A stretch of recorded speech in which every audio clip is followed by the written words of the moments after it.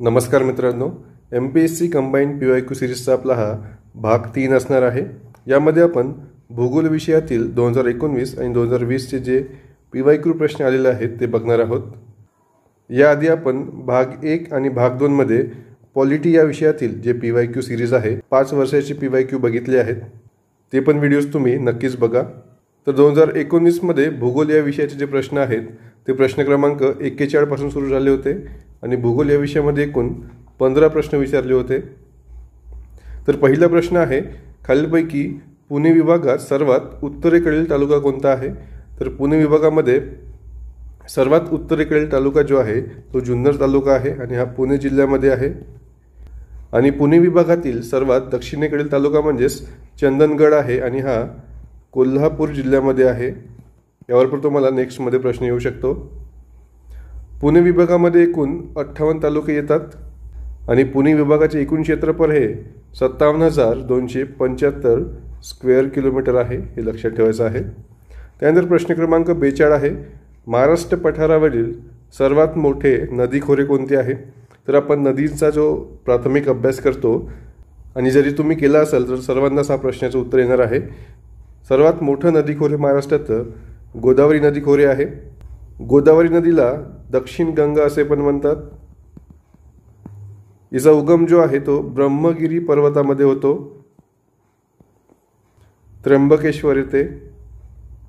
हिची एकूण लांबी जी आहे गोदावरी नदीची ती 1465 किलोमीटर आहे, परंतु MPSC ने 1450 किलोमीटर दिलेला आहे उत्तर।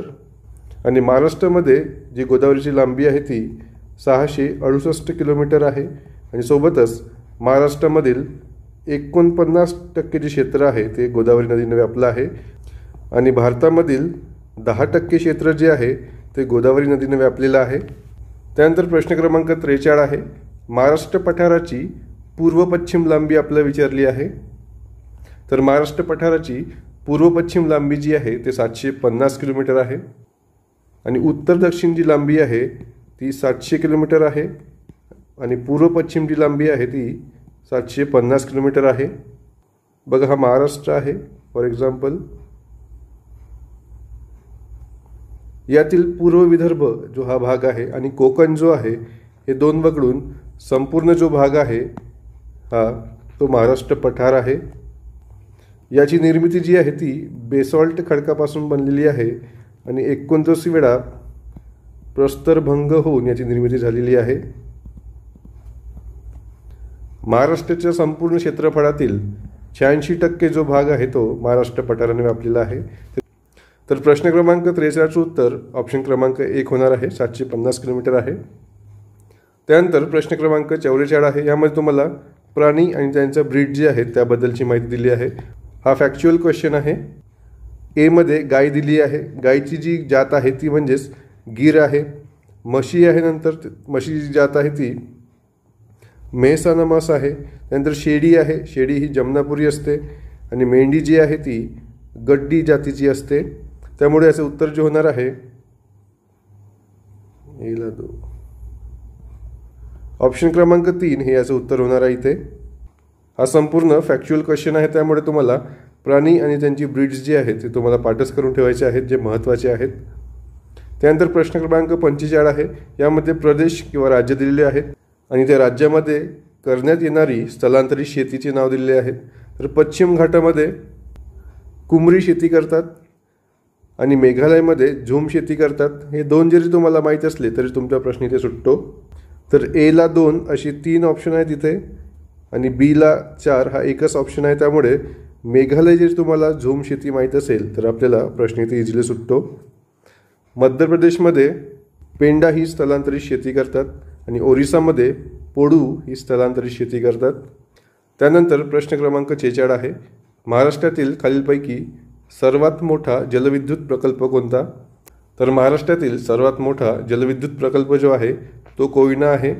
1920 मेगावॉटचा हा प्रकल्प आहे आणि यालाच आपण शिवसागर जलाशय असे पण म्हणतो। आपण नाव भरपूरदा एक्झाममध्ये आलेलं आहे। इथे कोयना नदी जी आहे ती कृष्णा नदीची जी आहे उपनदी आहे, हे लक्षात ठेवायचं आहे। त्यानंतर प्रश्न क्रमांक 47 आहे, महाराष्ट्रातील खालील पर्वतरांगाचा क्रम उत्तरेकडून दक्षिणेकडे बरोबर आहे आपल्याला ओळखायचा आहे. तर यामध्ये तुम्हाला ही ट्रिक लक्षात ठेवायची आहे. साहसा, हरीचा बाड, शंभू महोदय म्हणजेच सा म्हणजे सातपुडा, अ म्हणजे अजिंठा, सा म्हणजे सातमाळ, हरी म्हणजे हरिश्चंद्र, बाळ म्हणजे बाळाघाट, त्यानंतर शंभू डोंगर रांग आहे आणि त्यानंतर महोदय म्हणजेच महादेव डोंगर रांग आहे. तर याप्रमाणे आपला जो क्रम होणार आहे उत्तरेकडून दक्षिणेकडे, ऑप्शन क्रमांक 2 हे याचं बरोबर उत्तर होणार आहे. त्यानंतर प्रश्न क्रमांक 48 आहे. यामध्ये तुम्हाला धातू आणि जी जिल्हे आहेत खनिज उद्योग जिल्हे त्यांच्या जोड्या लावायचे आहेत. तर हा प्रश्न जो आहे आयोगाने रद्द केला आहे आणि का रद्द केला आहे ते आपण बघू. तर यामध्ये मॅग्नीज जे आहे ते भंडारा जिल्ह्यामध्ये सापडते, बॉक्साईट जे आहे ते कोल्हापूर जिल्ह्यामध्ये सापडते, चुनखडी जी आहे ते यवतमाळ जिल्ह्यामध्ये सापडते आणि क्रोमाइट जे आहे ते भंडारा आणि गोंदिया जिल्ह्यामध्ये सापडते. परंतु इथे उस्मानाबाद जिल्ह्यामुळे आयोगाने हा प्रश्न रद्द केलेला आहे. तर क्रोमाइट जे आहे ते भंडारा आणि गोंदिया जिल्ह्यामध्ये सापडते हे लक्षात ठेवायचं आहे. उस्मानाबाद जिल्ह्यामध्ये कोणतंही खनिज सापडत नाही. त्यानंतर प्रश्न क्रमांक 49 आहे. महाराष्ट्रातील खालीलपैकी कोणता प्रादेशिक विभाग पर्जन्य छायेच्या प्रदेशामध्ये येतो? हा महाराष्ट्र आहे फॉर एक्झाम्पल. तर यामध्ये इथे सह्याद्री रांग आहे, हा जो आहे पर्जन्याचा प्रदेश आहे कोकण किनारपट्टीला लागून, आणि या बाजू जो प्रदेश आहे सह्याद्रीच्या पूर्वेकडील जो प्रदेश आहे तो पर्जन्य छायेचा प्रदेश आहे. तर हा जो प्रदेश आहे तो म्हणजेच पश्चिम महाराष्ट्र त्याला म्हणतात. तर प्रश्न क्रमांक 49चं उत्तर ऑप्शन क्रमांक 3 पश्चिम महाराष्ट्र होणार आहे इथे. त्यानंतर प्रश्न क्रमांक 50 आहे. यामध्ये तुम्हाला जलविद्युत केंद्र आणि जिल्हे दिलेले आहेत. भीरा हा जो प्रकल्प आहे हा रायगड जिल्ह्यामध्ये आहे. वीर प्रकल्प जे आहे तो पुणे जिल्ह्यामध्ये आहे. भंडारदरा जो आहे तो अहमदनगरमध्ये दिलेला आहे आणि उजनी धरण जे आहे ते सोलापूरला आहे. तर यामुळे तुम्हाला भंडारदरा जरी माहीत असेल अहमदनगरमध्ये आणि उजनी जरी माहीत असेल सोलापूरमध्ये तरी तुमचा प्रश्न सुटतो. तर याचे उत्तर ऑप्शन क्रमांक 2 होणार आहे इथे. त्यानंतर प्रश्न क्रमांक 51 आहे. 2011च्या जनगणनेनुसार महाराष्ट्राची एकूण लोकसंख्या किती विचारली आहे? तर महाराष्ट्राची एकूण लोकसंख्या 11.23 करोड होती. त्याप्रमाणे ऑप्शन क्रमांक 1 हे बरोबर उत्तर होणार इथे. 11,23,74,333 एवढी महाराष्ट्राची 2011मध्ये लोकसंख्या होती. त्यानंतर प्रश्न क्रमांक 52 आहे. वरील नकाशात महाराष्ट्रातील एक प्रशासकीय विभाग दाखविलेला आहे. हा मॅप बेस प्रश्न आहे, त्यामुळे भूगोलाचा अभ्यास करताना तुम्हाला मॅप रीड करूनच अभ्यास करायचा आहे. खालीलपैकी कोणता प्रशासकीय विभाग आणि वर्तुळाने म्हणजेच हा जो इथे दिलेला आहे जिल्ह्याचे मुख्यालय बरोबर आहे असं आपल्याला ओळखायचं आहे. तर हा जो मॅप आहे हा औरंगाबाद विभागाचा आहे आणि हा जो आहे औरंगाबाद जिल्हा आहे इथे, त्यामुळे याचं उत्तर ऑप्शन क्रमांक 3 होणार आहे. 8 जिल्हे आहेत. तालुके जे आहेत औरंगाबाद जिल्ह्यामध्ये ते 76 आहेत. याचे क्षेत्रफळ जे आहे 6,41,813 स्क्वेअर किलोमीटर आहे.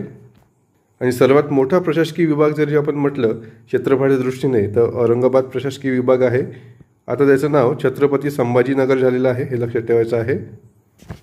त्यानंतर प्रश्न क्रमांक 53 आहे. एका बाजूला तुम्हाला पुळण दिलेली आहेत म्हणजेच बीचेस दिलेले आहेत आणि एका बाजूला तुम्हाला डिस्ट्रिक्ट दिलेले आहेत. हा जो प्रश्न आहे हा आयोगाने रद्द केला आहे. उभाढांडा ही जी पुळण आहे ती सिंधुदुर्ग जिल्ह्यामध्ये आहे. नंदगाव जी पुळण आहे ती रायगड जिल्ह्यामध्ये आहे. मार्वे बीच जी आहे ती मुंबईमध्ये आहे आणि सातपाटी जी बीच आहे ती ठाणेमध्ये होती म्हणजेच पालघर जिल्ह्यामध्ये आहे. परंतु 2014ला ठाणे आणि पालघर जिल्हे हे वेगवेगळे झाले आणि हा पेपर जो आहे तो 2019चा आहे, त्यामुळे ठाणे हे ऑप्शन जे आहे इथे चूक आहे. इथे पालघर असं ऑप्शन पाहिजे होतं, त्यामुळे आयोगाने हा प्रश्न इथे रद्द केलेला आहे. हे सर्व तुम्हाला फॅक्च्युअल डाटा आहे, हा तुम्हाला पाठच करायचा आहे. त्यानंतर प्रश्न क्रमांक 54 आहे. खालीलपैकी महाराष्ट्राचा कोणता अक्षवृत्त विस्तार बरोबर आहे? तर इथे तुम्हाला एक ट्रिक लक्षात ठेवायची आहे.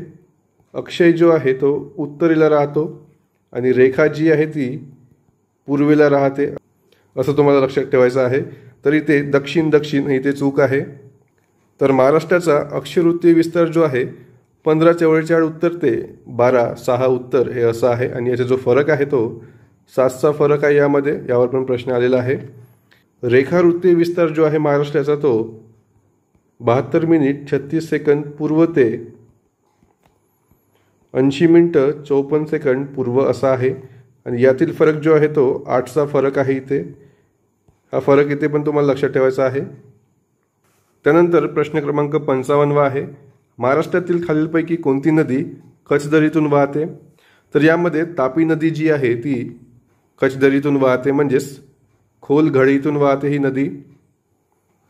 तापी नदीचा उगम जो आहे तो मुलताई येथे होतो आणि हे स्थान जे आहे ते मध्य प्रदेशमध्ये आहे. तापी नदीची एकूण लांबी जी आहे ती 724 किलोमीटर आहे आणि महाराष्ट्रामध्ये तिची लांबी 208 किलोमीटर आहे, हे लक्षात ठेवायचं आहे. तापी नदीलाच आपण खानदेश कन्या पण म्हणतो, हा पण इथे पाठ लक्षात ठेवायचा आहे. तर हे 2019चे जे 15 प्रश्न आहेत भूगोलाचे त्याची मी आन्सर दिली आहेत फायनल कीनुसार. तुम्ही एकदा क्रॉस चेक हे करू शकता. त्यानंतर 2020 या वर्षातील भूगोल या विषयातील PYQ आहेत. 2020मध्ये प्रश्न क्रमांक 16 पासून भूगोल या विषयाचे प्रश्न सुरू झाले होते. प्रश्न क्रमांक 16 आहे. भारत आणि पाकिस्तान यांच्या दरम्यान सिंधू पाणी करार आहे 1960चा. त्यानुसार खालीलपैकी कोणत्या नद्यांच्या पाण्यांवर भारतास संपूर्ण अधिकार आहे? तर सिंधू पाणी करार जो आहे तो 19 डिसेंबर 1960 रोजी झाला होता. आणि हा जो करार आहे हा आपल्या भारताचे जे पंतप्रधान होते नेहरू आणि पाकिस्तानचे जे राष्ट्रपती होते अयूब खान यांच्या दरम्यान झाला होता. तर यामध्ये भारताला व्यास नदी असेल, रावी नदी असेल आणि सतलज नदी असेल यांचा ताबा मिळाला होता. आणि पाकिस्तानला यामध्ये सिंधू, झेलम आणि चेनाब नद्यांचा ताबा मिळाला होता. तर यानुसार आपल्याला रावी, बियास आणि सतलज हे याचे उत्तर होणार आहे. कदाचित समोर तुम्हाला याची तारीख पण विचारू शकतात, त्यामुळे 19 डिसेंबर 1960 ही तारीख लक्षात ठेवायची आहे. त्यानंतर प्रश्न क्रमांक 17 आहे. हा प्रश्न जो आहे हा रद्द करण्यात आला आहे. यामध्ये खालीलपैकी कोणते लोहखनिज सर्वोत्तम दर्जाचे आहे असे विचारले आहे. तर सर्वोत्तम दर्जाचे लोहखनिज जे आहे ते हेमेटाईट आहे, परंतु यामध्ये भारताचे की महाराष्ट्राचे सर्वोत्तम कोणते आहे असं विचारलं नाही, त्यामुळे हा प्रश्न कदाचित रद्द झाला असेल. लोहखनिज जे आहे ते तुम्हाला आर्कियन खडकामध्ये सापडतो आणि महाराष्ट्रामध्ये लोहखनिजे 20% वाटा आहे भारताच्या. आणि महाराष्ट्रामध्ये गडचिरोली जी क्षेत्र आहे त्यामध्ये सुरजागड येथे भरपूर प्रमाणामध्ये लोहखनिज सापडतो. त्यानंतर प्रश्न क्रमांक 18 आहे. भारतातील खालील खिंडीचा पश्चिमेकडून पूर्वेकडे बरोबर क्रम लावा. तर पश्चिमेपासून म्हणजेच आपल्याला इकडे काश्मीर असेल, लेह लडाख असेल, ते इकडे अरुणाचल प्रदेशपर्यंत तुम्हाला ह्या खिंडी ज्या आहेत महत्त्वाच्या त्या माहीत असायला पाहिजे. तर जोजिला पास आहे पहिले इकडे आपल्या लेह लडाखमध्ये, काश्मीरमध्ये. त्यानंतर हिमाचलमध्ये इथे हिमाचल प्रदेश आहे, इथे सिपकीला पास आहे. त्यानुसार आपल्याला जोजिला पास आणि सिपकीला पास हे याचे उत्तर आहे. प्रश्न क्रमांक 18चं उत्तर हे ऑप्शन क्रमांक 2 आहे. मानखिंड जी आहे ही पण उत्तराखंडमध्ये आहे आणि नितीखिंड जी आहे ही पण उत्तराखंडमध्ये आहे. त्यानंतर प्रश्न क्रमांक 19 आहे. खारट आणि क्षारीय मृदेस दुसऱ्या नावाने सुद्धा ओळखतात. खालीलपैकी अचूक पर्याय कोणता असं विचारलं आहे. तर याला आपण चोपन मृदा असे म्हणतो. महाराष्ट्रामध्ये चोपन मृदेचे 5.34 लाख हेक्टर क्षेत्र आहे. त्यानंतर प्रश्न क्रमांक 20 आहे. पेंच व्याघ्र राखीव क्षेत्र खालीलपैकी कोणत्या राज्याशी निगडीत आहे? तर पेंच व्याघ्र प्रकल्प जो आहे तो महाराष्ट्र आणि मध्य प्रदेश या राज्यांची निगडीत आहे. याची स्थापना जी आहे 1977 मध्ये करण्यात आली होती आणि याचे क्षेत्र जे आहे ते 292 किलोमीटर स्क्वेअर आहे. आणि हे जे आहे पेंच राष्ट्रीय प्रकल्प जे आहे ते सातपुडा पर्वतरांगेमध्ये आहे, हे लक्षात ठेवायचं आहे.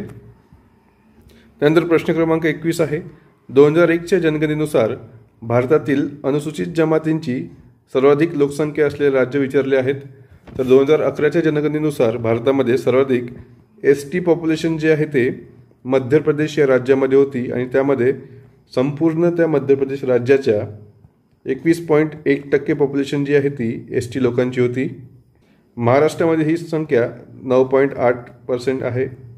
यामध्ये कन्फर्म नाही, परंतु 9.8 किंवा 8.9 असं काहीतरी आहे, ते कन्फर्म करून घ्याल तुम्ही एकदा. त्यानंतर प्रश्न क्रमांक 22 आहे. महाराष्ट्रातील 2011च्या जनगणनेनुसार लोकसंख्येच्या घनतेनुसार पहिले 5 जिल्हे विचारलेले आहेत. तर महाराष्ट्रामध्ये लोकसंख्येच्या घनतेनुसार पहिले 5 जिल्हे म्हणजेच मुंबई उपनगर आहे, त्यानंतर मुंबई शहर आहे, ठाणे आहे, पुणे आहे आणि त्यानंतर कोल्हापूर आहे. तर 2011च्या जनगणनेनुसार महाराष्ट्राची जी घनता आहे ती 365 आहे. मुंबई उपनगरची जी घनता आहे ती 20,980 आहे. मुंबई शहरची जी घनता आहे ती 19,652 एवढी आहे. त्यानंतर ठाण्याची जी घनता आहे ती 1900 आहे. पुणेची जी घनता आहे ती 603 आहे आणि कोल्हापूरची जी घनता आहे ती 504 आहे. अशा प्रकारे तुम्हाला हा सिक्वेन्स लक्षात ठेवायचा आहे. यानंतरच्या परीक्षेमध्ये तुम्हाला एका बाजूला घनता आणि एका बाजूला जिल्हे पण देतील आणि जोड्या लावा असा प्रश्न पण येऊ शकतो यावर. त्यानंतर प्रश्न क्रमांक 23 आहे. हा पण प्रश्न कॅन्सल करण्यात आला आहे.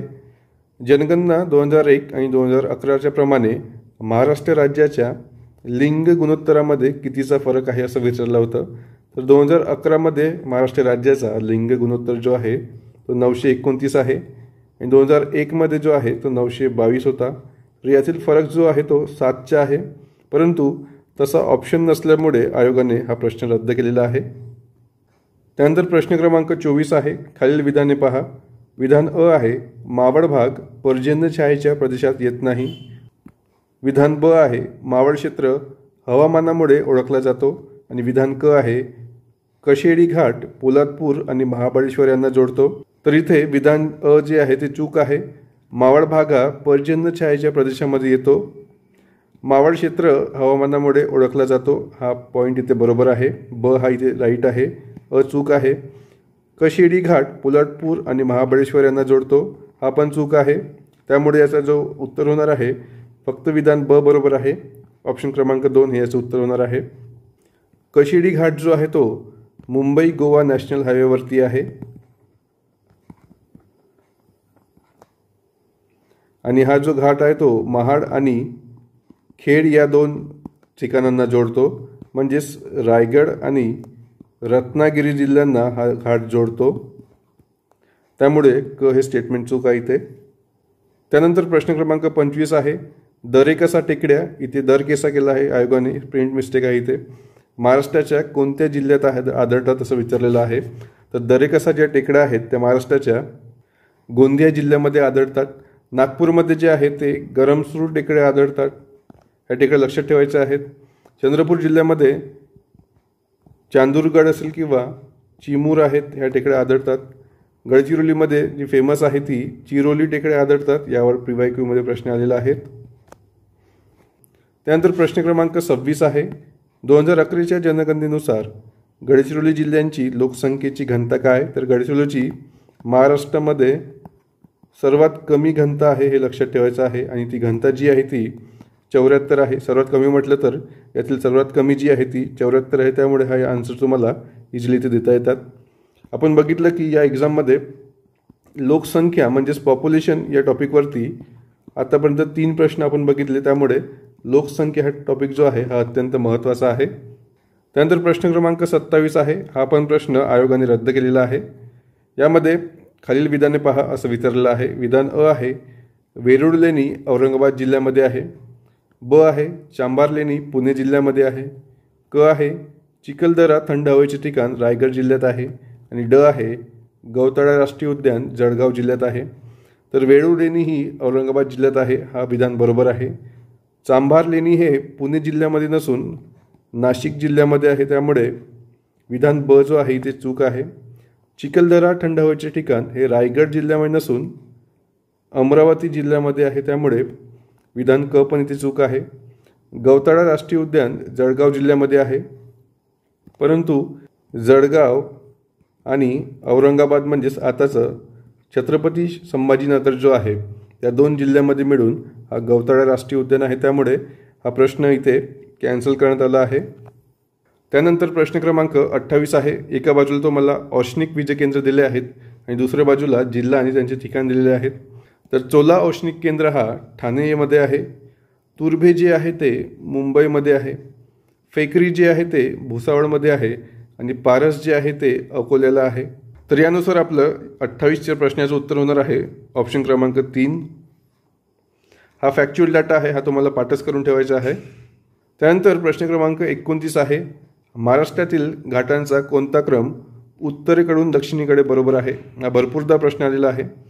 उत्तरेकडून दक्षिणेकडे घाटांचा क्रम लक्षात ठेवायचा असेल तर तुम्हाला एक ट्रिक लक्षात ठेवायची आहे. ट्रिक तुम्हाला लक्षात ठेवायची आहे. थड माळावर बोर झाल्यास कुंभ हा आंबा फोडतो आंबोलीत. तर यानुसार आपली सर्वात पहिले जे घाट आहे ते थड घाट असणार आहे, त्यानंतर कुंभारली घाट असणार आहे, त्यानंतर आंबा घाट असणार आहे आणि लास्ट म्हणजेच आंबोली घाट असणार आहे. यानुसार ऑप्शन क्रमांक 1 जो आहे हा बरोबर आहे. ज्यावेळेस तुम्ही महाराष्ट्राचा प्राकृतिक भूगोल करता त्यावेळेस तुम्हाला हा जो ट्रिक आहे हे बघूनच ते घाटाचा अभ्यास करायचा आहे. त्यानंतर प्रश्न क्रमांक 30 आहे. तापी पूर्णा खोऱ्यातील नद्यांचा खालीलपैकी कोणता क्रम उत्तरेकडून दक्षिणेकडे बरोबर आहे? तर तापी पूर्णा खोऱ्यातील ज्या नद्या आहेत त्यांचा जो क्रम आहे याचं उत्तर होणार आहे ऑप्शन क्रमांक 2 गोमती, बुराई, पांजरा, बोरी आणि गिरणा. यासाठी तुम्ही एक ट्रिक लक्षात ठेवू शकता. गोबू पा बोगी हे जर तुम्ही नाव लक्षात ठेवलं किंवा शब्द लक्षात ठेवला तरी तुमचा तापी पूर्णा खोऱ्यातील ज्या नद्या आहेत उत्तर दक्षिणेचा क्रम जो आहे तो इझिली लक्षात असणार आहे. याची जी उत्तर आहेत फायनल आन्सर कीनुसार मी ते दिलेले आहेत, तुम्ही एकदा क्रॉस चेक करू शकता. यानंतरच्या व्हिडिओजमध्ये म्हणजेच पार्ट 4 मध्ये आपण भूगोलातील जे 21, 22 आणि 23चे PYQ राहिलेले आहेत ते आपण घेणार आहोत. इतर माहितीसाठी तुम्ही ब्रेनसीट MPSCचं टेलिग्राम चॅनल जॉईन करू शकता. याची लिंक जी आहे मी डिस्क्रिप्शन बॉक्समध्ये दिलेली आहे.